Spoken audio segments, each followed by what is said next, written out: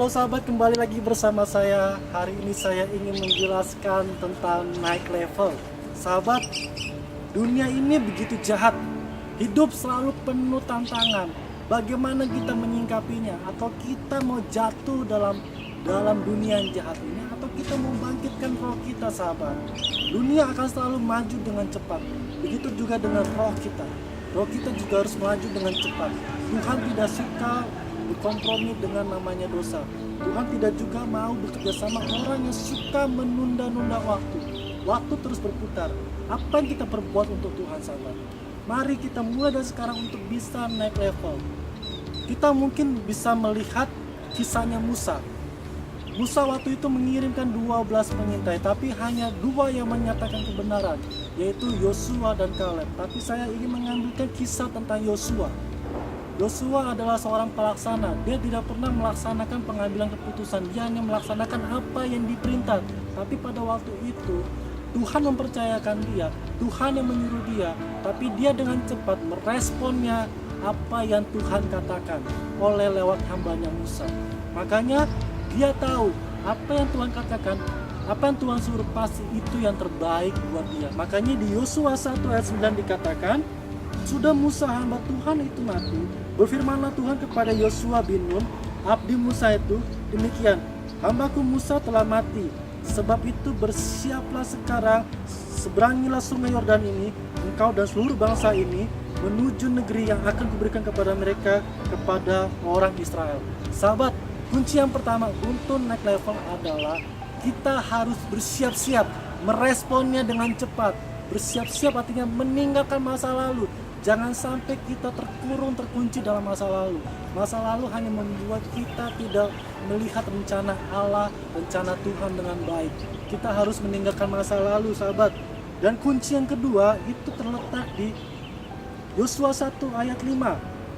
Seorang pun tidak akan dapat bertahan menghadapi engkau seumur hidupmu seperti aku menyertai Musa. Demikianlah aku akan menyertai engkau. Aku tidak akan membiarkan engkau dan tidak akan meninggalkan engkau. Yosua memiliki sudut pandang yang benar. Kepada siapa kita memandang?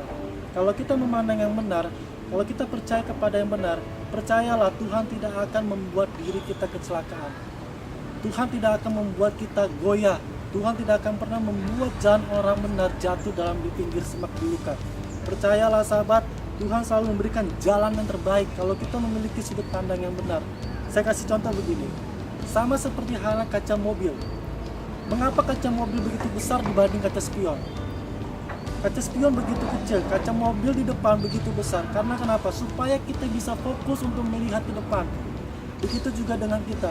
Mata kita harus bisa melihat dengan jelas bahwa Tuhan tidak pernah meninggalkan kita. Maka di ayat selanjutnya dikatakan, kuatkanlah dan teguhkanlah hatimu, sebab engkaulah yang akan memimpin bangsa ini memiliki negeri yang kujanjikan kepada nenek moyang mereka untuk diberikan kepada mereka. Sahabat, kalau Tuhan sudah memilih kita, jangan pernah kita mundur, jangan pernah kita cut.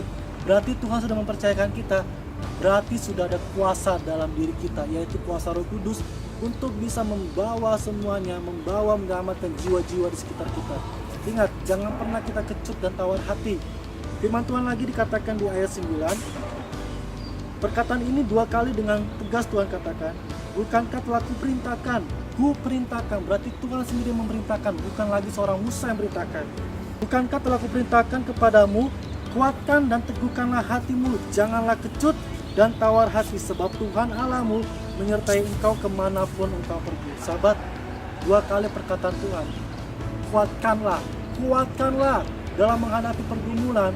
Kita harus kuat. Pergumulan itu adalah jembatan untuk kita bisa melihat rencana Tuhan yang baik. Percayalah sahabat, Tuhan selalu tidak pernah meninggalkan kita seorang diri. Makanya sampai kapanpun firman Tuhan katakan, sampai masa tua pun kita akan digendong Tuhan dengan setia. Dia adalah Tuhan yang setia. Dan percayalah sahabat, kalau kita tetap teguh dalam Tuhan dan menggunakan hikmat Tuhan, kita akan melihat rencana Tuhan yang luar biasa. Terima kasih sahabat sudah menonton video ini, kiranya menjadi berkat buat sahabat, dan sampai ketemu di video-video selanjutnya. Tetap semangat sahabat, dan jangan pernah kita menyerah dalam mengikuti Tuhan. Tuhan Yesus memberkati kita semua. Amin.